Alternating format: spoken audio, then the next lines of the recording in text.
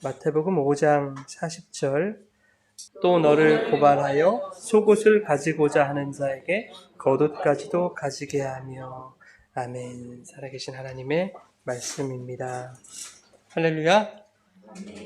하나님 아버지와 예수 그리스도로부터 오는 은혜와 평강이 이 시간 여러분 가운데 함께 하시기를 주님의 이름으로 축원합니다. 아멘. 주님의 평강이 함께 하시길 축원합니다. 아멘. 인상 쓰지 마시고 오늘 말씀이 좀 어려울지도 모르겠어요. 그래도 인상 쓰지 마시고 집중해서 잘 들어주시는데요. 여러분, 제 설교의 요지는 하나밖에 없어요. 예수 그리스도 발견하시면 되는 거예요. 아, 이 말씀이 예수 그리스도의 구속의 은혜를 말씀하시는 거구나. 그거에 포인트를 두면 여러분 어려울 게 없습니다. 잘 한번 들어보세요. 지난 시간에 우리가 무슨 말씀을 했냐면 누구든지 내 오른편 뺨을 치거든 왼편도 돌려대라 라는 말씀의 의미를 우리가 살펴봤습니다. 정말로 왼편 뺨을 내주라는 뜻이 아니었습니다. 문자 그대로 실천할 수 있는 사람은 아마 세상에 없을 겁니다. 참은 인자를 몇 번 새겨가면서 그렇게 한두 번 대줄 수는 있을 것 같아요. 그런데 인간은요, 이내 한계가 찾아옵니다. 오른편 뺨을 맞는다는 것은 죄와 율법에 의해 오름이신 예수님이 뺨을 맞는 거라고 말씀을 드렸어요. 그런가 하면 왼편이라고 하는 것은 방향을 의미하는 것이 아니라고 말씀드렸습니다.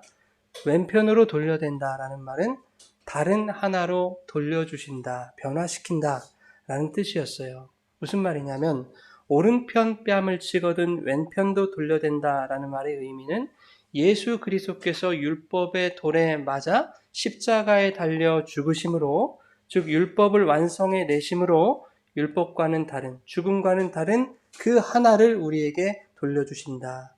그게 뭐예요? 진리, 영생, 생명으로 우리에게 돌려주신다. 우리를 산 존재로 변화시키신다라는 뜻이었습니다. 그런데 많은 신자들이 이것을 문자적으로만 받아들이려고 해요. 좀 더 참고 인내하고 용서하는 그런 성화를 이루라 라는 말씀으로 그렇게 이해를 하려고 합니다. 하나님이 그것을 원하신다라고 그렇게 얘기들을 하거든요. 원하시겠죠. 우리가 그렇게 살아가는 것. 그러나 그렇게 주장하는 사람들은요, 사실 속이 시커먼 거예요. 하나님이 그것을 원하시기 때문이 아니라 그것보다는 그렇게 주장하는 내가 당신들보다 더 성화된 사람이야. 내 신앙의 레벨이 좀 높아. 이것을 좀 나타내고 싶은 마음들이 있는 거예요. 그거 좀 너무한 거 아닙니까? 억지 아닙니까? 나는 그런 생각을 해본 역사가 없습니다. 여러분 그렇게 생각하실지는 모르겠어요. 그러나 우리가 잊고 있는 게 있어요. 그게 뭐냐면 인간은 내가 나를 드러내고자 한다는 것조차도 스스로 자각하지 못할 만큼 나밖에 모르는 죄인이다 하는 것을 우리가 잊을 때가 너무 많아요. 우리 안에 죄는 그렇게 우리를 속입니다. 내가 죄를 짓는지도 모르게 속입니다, 우리를. 그래서 죄가 무서운 것이거든요. 여러분, 하나님이 우리에게 원하시는 것이 정말로 좀 더 참고 인내하고 조금 더 용서하고 좀 더 사랑하는 그런 성화를 말하시겠습니까? 여러분, 하나님은 확실한 분이세요. 확실한 분. 조금의 타협도 허용치를 않는 분이세요. 하나님이 인간의 성화를 바라신다면 어디까지를 바라실까요? 한번 생각해 보세요. 조금 더 참고, 조금 더 인내하고, 조금 더 용서하고, 조금 더 사랑하고 그런 차원이 아닐 거예요. 하나님이 우리에게 성화를 원하신다면 완전한 인내와 완전한 용서와 완전한 사랑을 원하실 거예요. 그런데 인간에게 있어서 그게 가능해요? 우리가 지금까지 말씀을 공부하면서 인간은 그게 불가능하다는 것을 우리가 나눴잖아요. 인간은 불확실합니다. 한계가 있어요. 그리고 얼마든지 상황과 타협을 해요. 죄와 타협을 해요. 그래서 완전이라는 게 인간에게는 어울리지 않아요. 하물며 우리가 계속해서 살펴보고 있는 이 산상수훈의 말씀들은 무엇과 관련된 것이었냐면은 지옥불에 던져지느냐 마느냐에 관련된 것이었다고요. 그렇다면 이 말씀들을 문자적으로 받아들이는 사람들은 반드시 문자적인 율법을 지켜내서 그들의 삶에서 완전한 성화를 이루어야 하는 거예요. 그래야 구원을 받기 때문에. 그러나 인간은 율법을 완전하게 지키는 것이 불가능하기 때문에 그래서 누가 오신 거예요? 예수님이 율법을 완전하게 하시려고 우리 가운데 오신 거예요. 예수님이 어떻게 완전하게 하셨습니까? 우리가 지키지 못하는 그 율법이 되셔서, 그죠? 예수님이 그 율법이 되셔서 십자가에 달려 죽으심으로 그 율법을 사망시키신 거예요. 십자가에서 죽으신 것이 뺨을 맞으신 것입니다. 그렇게 예수님 자신이 논개처럼 적장을, 죄를, 율법을 끌어안고 죽으신 거예요. 그리하여 무엇으로 돌려주셨어요? 다른 하나로 돌려주셨죠. 그게 무엇입니까? 율법에서의 해방, 죄에서 자유, 진리로 자유케 됨, 그것이 뭐예요? 바로 영생과 구원이다. 그것으로 우리에게 돌려주신 거예요, 예수님이. 여러분, 하나님이 우리에게 바라시는 것이 있다면 말씀을 통해 예수를 알고 예수를 만나는 것일 것입니다. 신자의 삶에 있어서 참고 인내하고 용서하고 사랑하고 이런 것들이 의미가 없다는 말씀이 아니에요. 우리는 세상 사람들보다 더 그렇게 살아가기를 추구해야 되고 그렇게 살아야 됩니다. 그러나 그것이 우리를 구원할 수 없다는 얘기예요. 그러한 것만을 추구하는 삶은 우리를 어느 자리로 이끌고 가는가 하면은 인정받고 싶은 자리, 나를 자랑하기를 원하는 자리, 나를 드러내기 원하는 자리로 자꾸 우리를 인도하게 될 것이란 말이에요. 죄의 자리로. 그것이 바로 주님 오실 때까지 변하지 않은 인간의 죄성입니다. 여러분, 이것을 간과하지 마세요. 하나님이 우리에게 바라시는 진짜 성화는 참을 인자 몇 번 새겨서 되는 그런 것을 말하지 않습니다. 근본적인 성화의 가능성이 없는 우리의 실체를 깨닫고 날마다 주님 앞에 납작 엎드려서 회개하는 그런 성화를 바라시는 거예요. 성화는 그거예요, 여러분.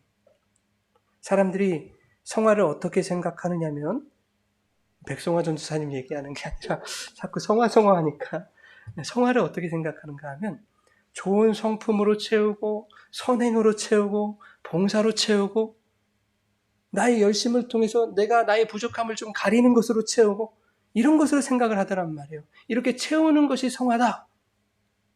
내가 열심을 해서 나의 죄를 수치를 가리는 것, 내가 좀 더 좋은 나로 포장해 가는 것, 이것이 성화라고 생각한단 말이에요. 근데 아니라고요. 정반대예요, 여러분.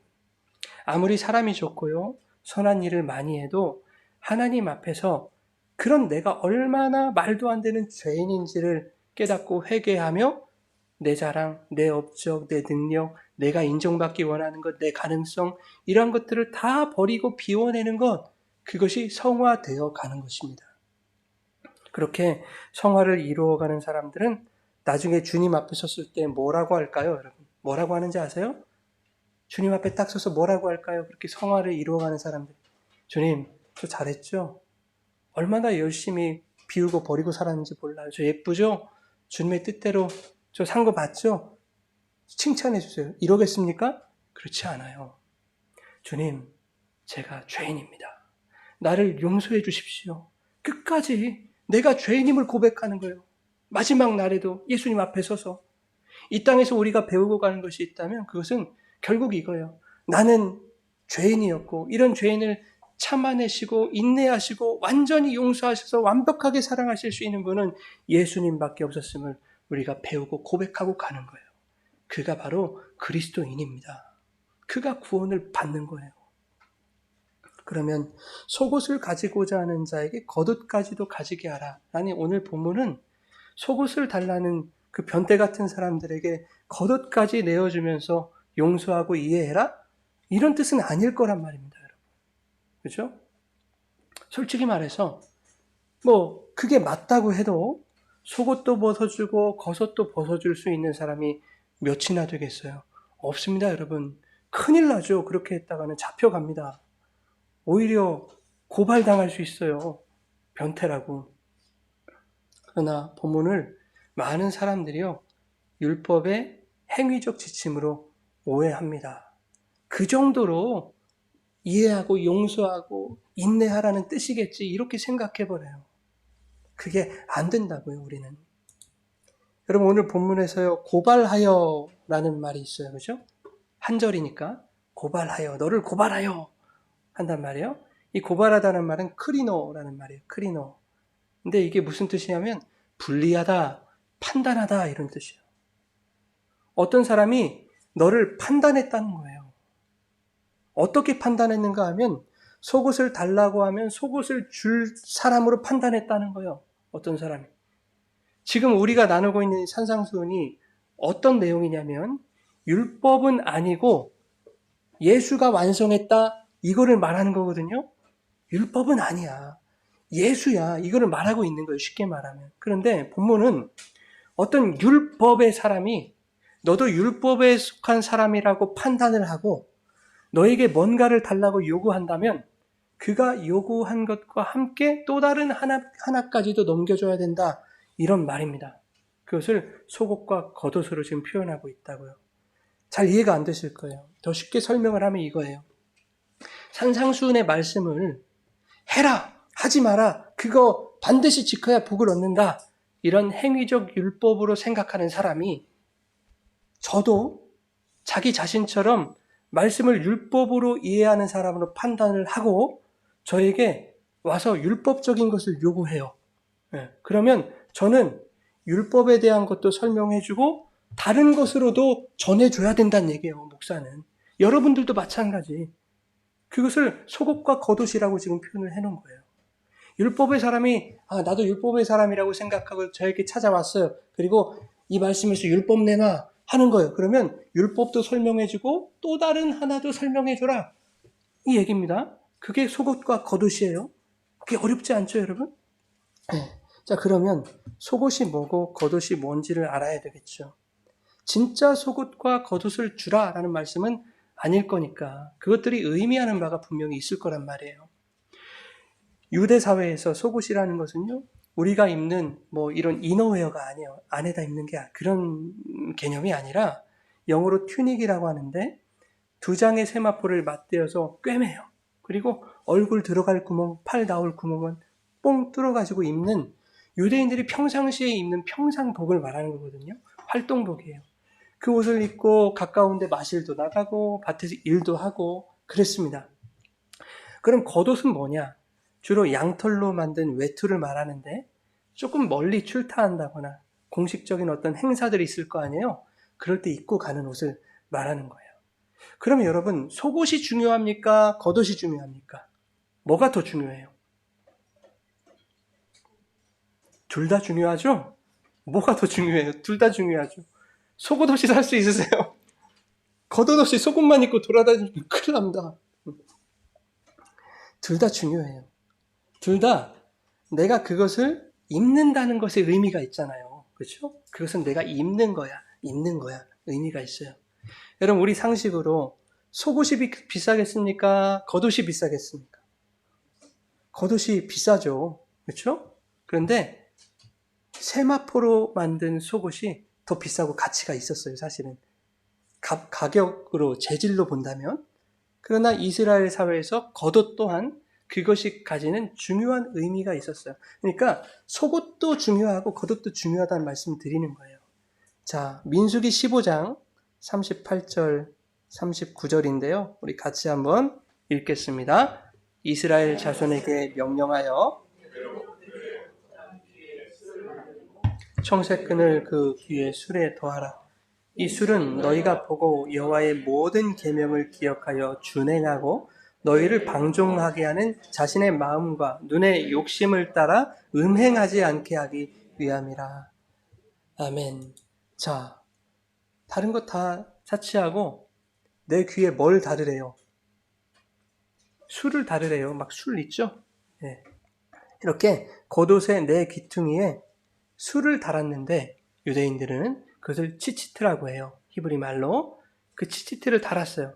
근데 이 치치트는 왜 달라고 하셨어요? 하나님의 말씀을 기억하고 그것을 순종하라는 의미에서 그 치치트를 달았단 말이에요. 그런가 하면 겉옷은 이불을 대신하기도 했어요. 출애굽기 22장 26절 27절입니다. 시작. 이웃의 옷을 전당 잡거든 해가 지기 전에 그것이 그의 알몸을 가릴 옷인즉 그가 무엇을 입고 자겠느냐? 그가 내게 부르짖으면 내가 들으리니 나는 자비로운 자임이니라.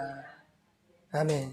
이 말씀은 겉옷을 전당물로 잡았을 경우에 대해서 말하고 있어요. 그런데 얼마나 사람이 가난하면요, 겉옷까지, 하나 남은 그 겉옷까지 전당물로 잡히겠습니까? 그의 알몸을 가릴 유일한 옷이라는데 그 옷을 빼앗겼다는 것은 그 사람에게 커다란 수치 아닙니까? 알몸이 돼버린 거예요, 빼앗겨가지고. 그런데 뭐라고 해요? 해질 때에는 전당물로 잡은 겉옷을 반드시 돌려줘라. 돌려주지 않으면 어떻게 돼요? 덮을 것이 없기 때문에 추워서 죽을 수도 있어요.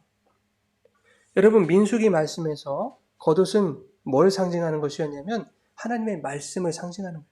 그 말씀 기억해라. 그 말씀을 기억하고 순종해야 돼. 하나님의 말씀이야. 이것을 상징하고 있는 거예요. 그 지체트는.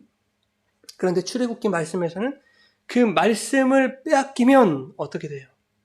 수치를 당하는 일이라고 해요. 수치를 당한다는 것은 곧 죽음을 의미하는 거예요. 겉옷을 뺏기면 덜덜 떨면서 죽을 수도 있잖아요. 즉 겉옷이 없다는 것은 수치와 죽음을 상징해요. 그러니 겉옷은 반드시 줘야 되는 거예요. 내가 그것을 빼앗았더라도 겉옷은 반드시 줘야 되는 거예요. 그러면 겉옷을 주라는 것은 뭘 주라는 거예요, 여러분? 그를 살릴 말씀, 그 진리를 줘야 된다 하는 의미입니다. 자, 여러분, 에덴 동산의 아담과 하와가 처음부터 뭐 하고 있었어요? 꿰벗고 있었어요. 전라도 말로. 벌거벗고 있었어요. 네. 옷이라는 것이 없었다고요, 그때는. 그죠? 그럼에도 불구하고 옷이 없었는데 벌거벗은데도 불구하고 수치를 느껴요, 못 느껴요? 수치를 못 느꼈어요. 창세기 2장 마지막 절이 뭐라고 하냐면 아담과 하와가 벌거벗었으나 그들이 부끄러워하지 않았대요. 그런데 선악과는 먹지 마라. 먹는 날에는 너희가 반드시 죽을 거야. 이 말씀을 어기고 그들이 선악과를 따먹었죠.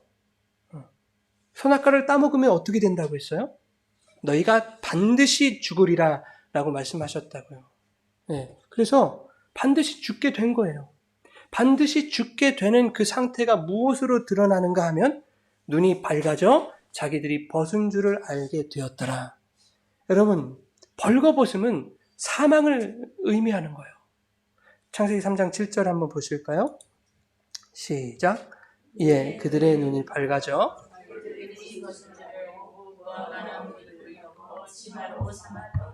아멘. 아담과 하와는 자신들이 벗었다는 것도 몰랐어요, 원래. 그죠? 알몸이라는 개념조차도 없었을 거라고요, 그 당시에. 그런데 하나님의 말씀을 거역하자 벗은 몸이 보이네요. 하나님이 그들에게 뭔가를 하신 게 아니에요. 해를 가하신 게 아니에요. 변한 것은 아무것도 없어요. 그런데 하나님의 말씀을 거역하고 버리자 수치와 부끄러움을 알게 되었더라. 그런데 그게 바로 죽음이더라. 사망이더라 하는 거예요. 그때 아담과 하와가 취한 행동이 뭐예요? 벌거벗었음을 알고 그들이 취한 행동. 3장 7절에 보세요. 뭐 했대요? 무화과 나뭇잎을 엮어서 치마로 삼았다. 치마 만들었어요. 자기들이 옷을 만들어 입은 거예요. 여러분, 누가 그 옷 만들어 입으라고 가르친 사람이 없거든요. 그죠? 네. 옷을 만들어 입어야 한다는 것을 그들은 어떻게 알게 됐을까요? 왜 옷을 만들어 입어야 한다고 생각하게 됐을까요? 하나님이 가르쳐 준 거 아니거든요. 자기들의 눈이 밝아져가지고 자기들이 깨달아 버린 거예요. 선악과를 따먹었더니 뱀의 말대로 어떻게 돼요? 정말로 하나님처럼 눈이 밝아져서 수치가, 그 벌거벗음이 보이게 되는 거예요. 그렇게 보여지자 그것이 사망의 존재가 된 증거임을 알고 아이고 안 되겠다. 이러다 죽는다. 수치를 가려야 산다는 것을 스스로 깨달아 버린 거예요. 거기까지는 틀린 말 아니잖아요. 수치를 가려야 사는 건 맞아요. 그런데 어떻게 내 힘으로 무화과 나뭇잎을 엮어서 옷을 만들어 치마를 만들어 입어야 내가 산다라고 생각한 거예요. 그렇죠? 이건 복음이 아니잖아요. 그것이 그들이 만든 속옷이에요. 그 치마가. 내 죄는 내가 책임진다. 내 수치는 내가 가릴 수 있다. 내 죽음은 내가 극복할 수 있다. 즉 구원은 내 행위와 내 열심에 달려 있다. 이렇게 만든 것이 인간의 속옷이라고요. 무화과 나뭇잎으로 만든 속옷. 그런데 풀은 마르고 꽃은 어떻게 돼요? 무화과 나뭇잎은 어떻게 돼요? 그러면 어떻게 됩니까? 다 바스라져서 없어져 버릴 거잖아요. 그런데 우리 하나님의 말씀은 영원히 서리라 그러죠? 그 말씀처럼 그들이 만든 그 거적대기, 속옷, 치마, 그것은 다 말라 비틀어져 버릴 거예요. 없어질 거예요. 그러나 반드시 죽으리라 하는 그 말씀은 변하지 않는단 말이에요. 어떻게 할 거냐고요. 재미있는 것은요, 무화과 나뭇잎으로 만든 그 치마가 히브리어로 하고르라고 하거든요. 하고르. 이게 무슨 말이냐면 띠예요, 띠. 여기 나와 있습니까? 네, 띠. 허리띠. 허리 덮개. 보세요.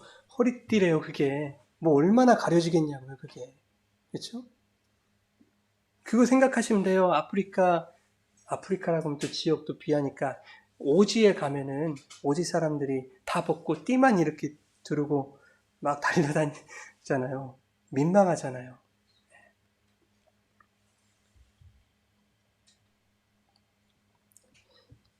그 띠로 무슨 수치를 여러분 가릴 수 있겠습니까? 그래서 에베소 6장에 뭐라고 하십니까? 하나님의 전신갑주를 입으라 라고 말씀하실 때 가장 처음에 나오는 것이 서서 진리로 허리띠를 띠고, 그죠? 그 띠를 말하는 거예요. 하고르가. 진리로 띠를 띠어야 된대요. 진리의 말씀, 그 허리띠를 띠어야 사는 것이다. 수치가 가려지는 것이다. 그런데 아담과 하와는 자신들의 행위로 띠를 만들었단 말이에요. 그걸로는 수치를 가릴 수 없고 죽음을 면할 수 없다. 그렇기에 하나님이 그들에게 무엇을? 가죽 옷을 지어 입히셨던 거예요. 그 가죽 옷은 그들의 수치를 가려줄 속옷이기도 하고, 그렇죠? 수치를 가려줄 속옷이기도 하고, 그들이 만든 행위의 속옷, 무화과 나뭇잎으로 만든 그 치마를 덮는 겉옷이기도 하죠. 네. 그래서 속옷과 겉옷은 같은 거예요. 하나, 가죽 옷. 여러분, 이스라엘이 광야에서 성막을 짓잖아요. 하나님이 내가 성막에서 너희들 만날 거야. 성막을 짓는데 하나님이 그 성막을 무엇으로 덮게 하세요? 성막을 무엇으로 덮게 하세요? 예수 그리스도를 상징하는 4개의 가죽으로 덮게 하세요. 그렇죠? 4겹으로 덮게 하시잖아요. 처음에는 청색, 자색, 홍색 실로 술을 놓은 그 양탄자로 이렇게 덮게 하신다고요. 두 번째는 염소털로 짠 그 뭡니까? 양장을 이렇게 덮게 하시잖아요. 세 번째는 붉게 물들인 수양의 가죽을 덮게 하시고 예수 그리스도의 보혈을 상징하죠. 그리고 뭡니까? 해달의 가죽으로 마지막에 볼품도 없는 그 해달의 가죽으로. 그렇죠? 이사야에서 예수님 그렇게 표현하잖아요. 볼품 없는 분으로 표현한다고요.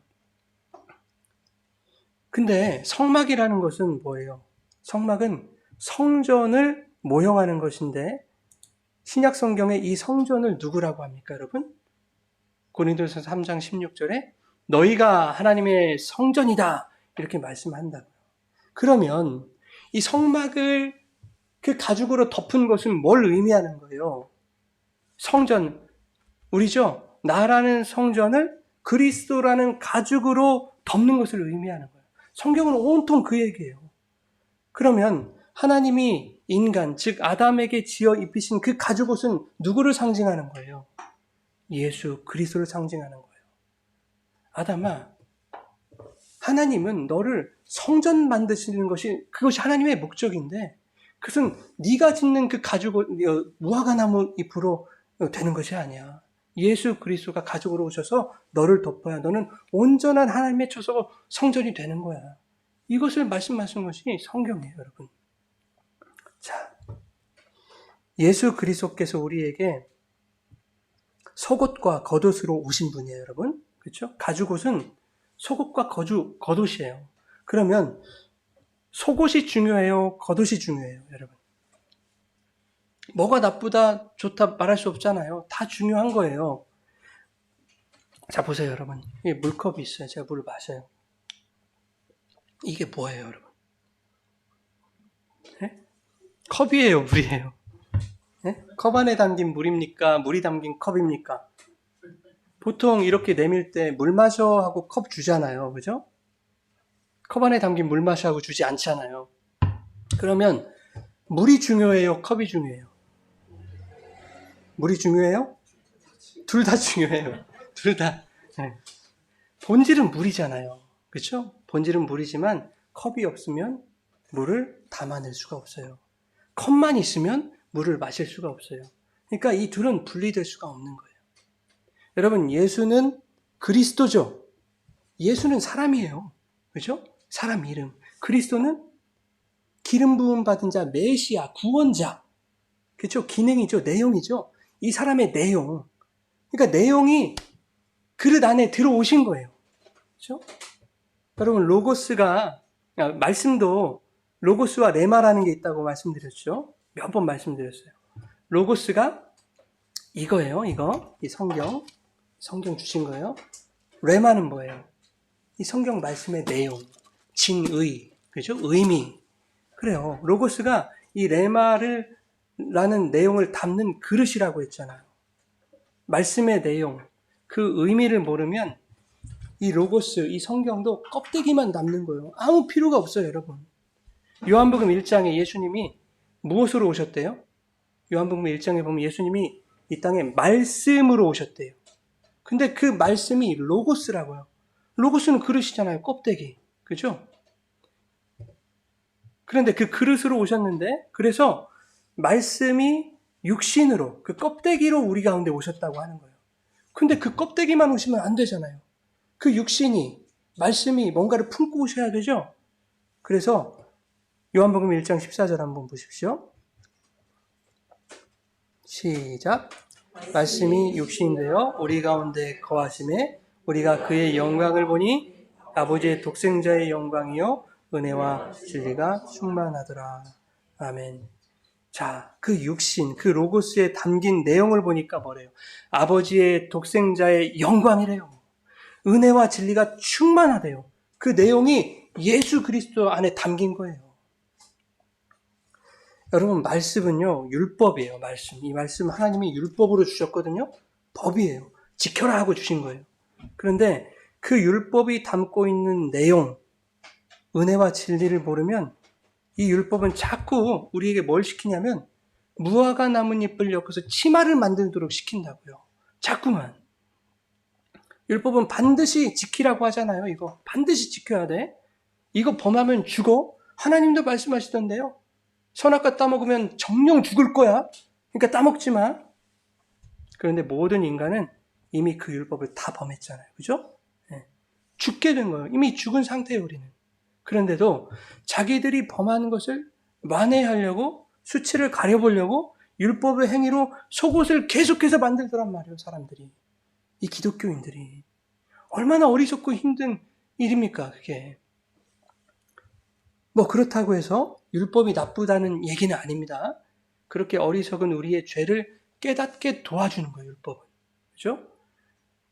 나뭇잎으로 속옷을 만들어 봐야 얼마 지나지 않으면 말라 비틀어져 없어져 버려요. 바스라져 버려요. 또 만들면 또 없어져요. 그러니까 율법의 행위는 그때 잠깐 좋았을지 몰라도 아무것도 아니에요. 계속 없어지는 거예요. 무의미한 거예요. 그러니까 율법이 뭘 가르쳐줘요? 아, 율법은 의미 없는 것이구나. 사라지는 것이구나. 그래서 인간의 한계를 깨닫고 은혜와 진리로 마음을 돌이키게 도와주는 거예요. 율법은. 내 힘으로, 율법의 행함으로 속옷을 만들어 입을 수 있는 것이 아니구나. 그리스도로 옷을 입어야 내가 수치가 가려지는 걸 살 수 있는 것이구나. 이것을 깨닫게 하는 거예요, 율법은. 자, 이제 요한복음 19장 22절과 23절인데요.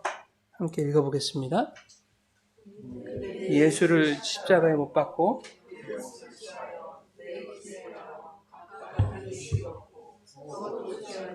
이 속옷은 호지 아니하고 위에서부터 통으로 짠 것이라.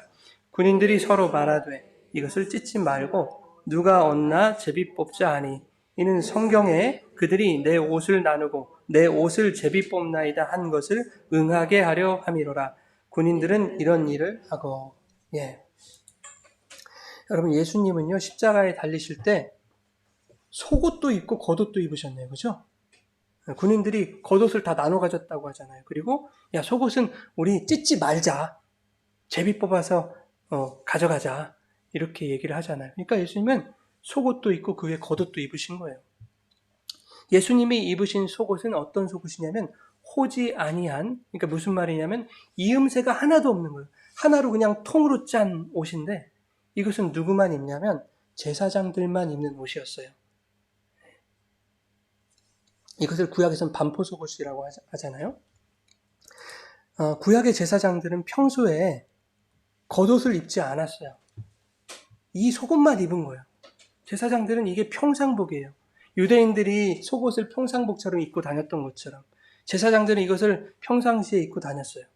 즉 속옷은 제사장의 옷이고 율법의 옷을 상징하는 거예요. 속옷이라는 것은. 그런데 1년에 한 번 겉옷을 입어야 하는 날이 와요. 어떤 날이에요? 속죄일이죠. 1년에 한 번.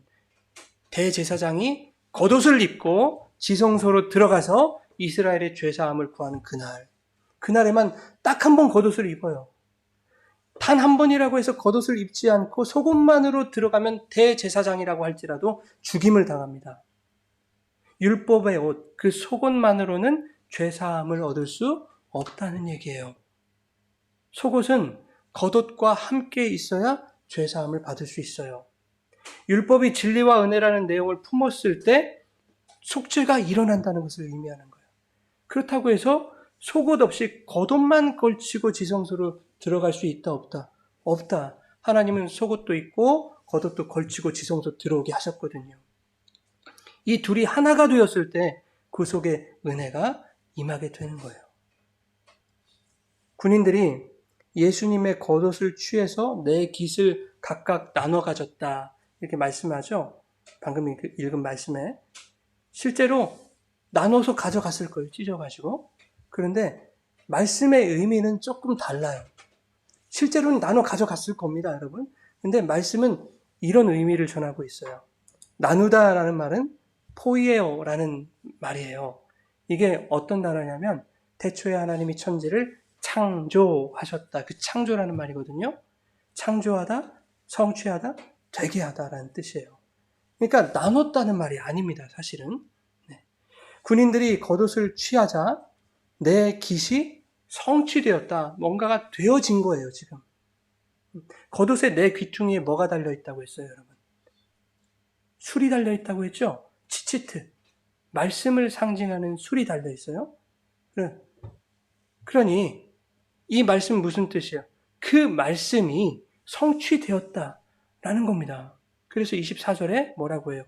내 옷을 나누고 내 옷을 제비 뽑나이다 한 것을 응하게 하려 함이니라 라고 말하고 있는 거예요. 그 말씀이 시편 22편 18절이에요. 이렇게 말합니다. 내 겉옷을 나누며 속옷을 제비 뽑나이다. 그런데 이 말씀이 지금 누구에게 성취되고 있어요? 나눠 가지고 있는 각각의 군인들에게 이 말씀이 성취되었다고요. 예수님의 겉옷을 나눠 가진 그 자들에게 말씀이 성취된 거예요, 여러분. 각각 한 깃씩 얻었다라고 하잖아요. 겉옷이 넷으로 찢겨서 그들에게 말씀의 성취로 주어진 거예요.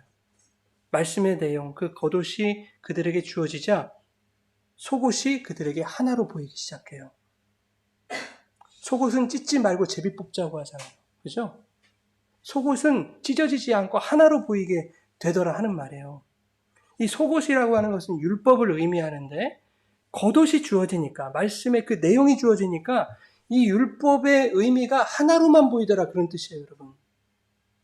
하나님이 주신 이 말씀이 여러 갈래로 분산되어 보이지 아니하고 그 말씀의 의미가 뭔지를 아니까 이 말씀이 하나로만 보여요. 무엇으로 보이겠습니까? 그렇구나. 율법은 다른 것을 말씀하는 것이 아니라 나를 위해 십자가 지신 예수 그리스도의 구속의 은총과 독생자를 보내신 하나님의 사랑만을 말하고 있구나. 율법을 보면서도 그 하나님의 사랑과 예수 그리스도의 은혜만 보이는 거예요. 우리가 취해야 할 옷은 하나님이 지어주신 가죽옷, 예수 그리스도밖에 없구나. 이것만 보여지는 거예요. 여러분, 선악과 나무와 생명나무가 한 나무라고 했죠? 단수로 쓰였다고요. 한 나무에 한 나무. 하나를 심어주신 거예요. 이 둘은 하나로서 우리에게 온전히 필요한 나무로 주신 거예요. 그런데 나는 절대 선악과 따먹지 않을 거야. 나 그거 반드시 지켜낼 거야. 그렇게 거드름을 피우는 자들은 선악과를 따먹어요. 아니, 모두가 따먹어요, 원래. 선악과 따먹는 그 죄가 반복이 돼도 그들은 자신의 한계를 인정하지 않고 계속 선악과를 따먹어요. 그런데 나는 그 한 나무를 통해서 나는 선악과를 범할 수밖에 없는 죄인이라는 것을 깨닫고, 그래서 주님이 우리에게 가죽옷으로 오셨음을 아는 자들은 그 동일한 한 나무를 보고 뭘 바라볼까요? 생명나무 열매를 바라보는 거예요. 그 나무는 선악과 나무가 아니라 생명나무로 보이는 거예요, 여러분. 동일한 나무를 율법으로 보면 선악과 나무만 보이게 되는 것이고, 그 동일한 나무를 은혜로 보면 예수만 보이는 거예요, 예수만. 말씀 서두에 너를 고발하여 라는 말이 판단한다는 의미라고 말씀을 드렸습니다. 말씀을 율법으로 보는 사람이 너도 율법에 속한 사람이라고 판단을 하고 너에게 속옷을 요구하면, 율법을 요구하면 무엇으로 넘겨줘야 된다는 얘기예요? 율법은 말이야, 사실 네가 말하고 있는 무화과 나뭇잎을 엿보서 치마 만들라는 얘기가 아니야. 율법은 중요한 거거든. 그런데 그렇게 치마 만들면 정령 죽는다는 것을 가르쳐 주는 거야. 그러니까 그 율법을 네가 잘 알고 예수님이 우리에게 넘겨주신 그 가죽옷을 입어야 돼. 이것을 알려주는 거예요. 이해가 되십니까, 여러분? 여러분 사이에서도 자꾸 말씀을 율법적으로 해석하려고 하는 사람들이 있잖아요. 예수님이 이러라고 하셨어. 말씀해 보니까 이렇게 해야 되는데, 그래야 복을 받는데. 라고 자꾸 그것을 율법적으로 우리에게 물어오면, 그래, 말씀에 그렇게 써 있지. 그런데 그 말씀은 원래 그런 뜻이 아니라 예수님이 우리에게 다른 것으로 넘겨주신 그 그리스도의 구원과 영생에 대한 이야기를 가르치고 있는 거야. 그 진리로 가르쳐 주란 얘기예요. 그것이 오늘 본문 말씀의 핵심입니다. 그 율법이 사랑을 말하고 있다라는 그 진리의 겉옷을 그들에게 주라는 겁니다. 속옷을 요구하면 여러분 그 겉옷을 주라는 거예요. 말씀. 여러분 율법은요 자꾸만 열심히 무화과 나뭇잎으로 치마를 만들도록 할 거예요. 여러분들에게. 어떻게 하면, 내가 뭘 하면 내 부끄러움과 수치를 가릴 수 있을까? 조금 내가 어떻게 하면 돋보이는 나로 포장할 수 있을까? 그러면서도 이렇게 생각하나요? 이렇게 하면 하나님이 기뻐하실 거야. 아니에요. 하나님이 기뻐하실 거야가 아니라 내 마음이 충족되는 거예요. 자기 만족이에요. 속지 마세요, 여러분. 하나님은 그런 거 기뻐하지 않으십니다. 하나님은 뭘 기뻐하세요? 여러분들이 하나님 앞에 나와 납작 엎드리고, 하나님 오늘도 연약한 죄인입니다. 주님이 나를 통치하여 주시옵소서. 주께서 나를 다스려 주시옵소서. 이 죄인이 스스로 뭘 하겠습니까? 아무것도 할 수 없는 연약한 죄인, 주님이 붙드시고 주님이 나를 통하여 주님의 일을 행하여 주시옵소서. 그렇게 오늘도 나를 구원의 길로 이끌어가 주시옵소서. 여러분, 여러분이 하셔야 될 일은 바로 그것입니다. 가짜 속옷을 만들지 마십시오. 풀은 마르고 꽃은 시드나 주의 말씀만 영원한 거예요. 너의 열심과 율법의 행위로 수치를 가릴 수 없어. 정령 죽을 거야. 그러니 내 가죽 옷을 받아라. 그러면 여러분 어떻게 하실 거예요? 감사합니다. 제가 저의 죄됨을 고백하고 인정합니다. 용서해 주십시오. 회개하고 하나님 감사합니다. 가죽 옷을 받아야죠. 여러분 그 가죽 옷을 받아 입으시는 그런 복된 삶을 누리시길 바랍니다. 거짓 속옷 만들지 마십시오. 속옷을 달라 하면 그거 아니라고 예수 그리스도의 가죽옷으로 그 겉옷으로 내어주는 그런 여러분들의 삶이 되시기를 예수님의 이름으로 축원합니다.